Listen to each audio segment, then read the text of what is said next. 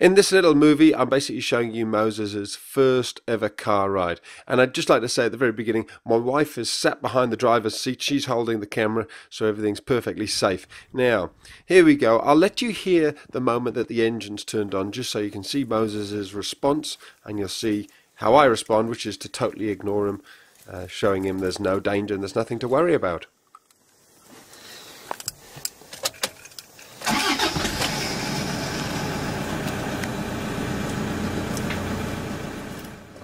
So there you go, that's the way you do it. You say absolutely nothing. You could see Moses hardly batted an eyelid, and me by me staying very calm and relaxed, he got the message there's nothing to worry about. Now here we are driving along, and dear Moses starts to climb on top of me. Key thing here, move him off without saying a single word. I think I have to do this maybe 10 or 20 times during the whole journey. And it's a crucial point. You don't get stressed and start shouting at your puppy, because then they'll pick up on your stress. They'll become stressed about the car journey. They'll be more excited and probably climb on top of you even more.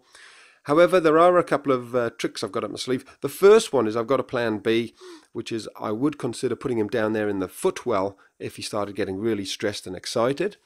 That may work for you. Another option is that I've got a crate in the boot of the car, in the back of the car. There's a crate which I'm happy to put him in, put his bed in there, and that could well settle him down. It'll certainly be safer if he was climbing all on top of me, or you have a bigger dog. Also, if he gets really stressed and he's in the crate, you can put a blanket over the top. Very often that will calm your puppy or your dog down an awful lot as well. You can take the blanket off as they calm down, obviously, but to start with, taking away the visual sensory sense of all the stuff going past the windows can help them relax and calm down. Another thing, a couple of other tips. I've got the windows wide open or down enough. He can't jump out of them, but they're down enough that he'll get lots of fresh air coming through. The air conditioning is on also. And I've made sure he's tired. He's had a good run before we put him in the car. He's been fed and watered, so he's not full though. That's also important. He's been fed and watered. He's been toileted, which is very important, but he's not just had a feed. So he had a feed a lot earlier. He went to the toilet. You don't want your puppy being full of treats or just having had a meal, because then there's a high chance that they're going to be sick. So another tip about taking a puppy out is maybe the first few journeys, just make it a 1 or a 2 minute drive at the top of the road, take your puppy out onto the grass, let them have a run around, put them back in the car and bring them home. So they have a great association with getting in the car. You may even, the first few times, just put them in the car and give them a pig's ear to chew on. So they absolutely love getting in the car, and they don't always associate with a big half-hour car journey. It's about a 10-minute ride for Moses, off to the vets. He's going to have his second set of vaccinations here, and again, here we are giving him a positive association with arriving at the vets. He's found his pig's ear, and it was interesting. Whoops, don't fall off there, Moses.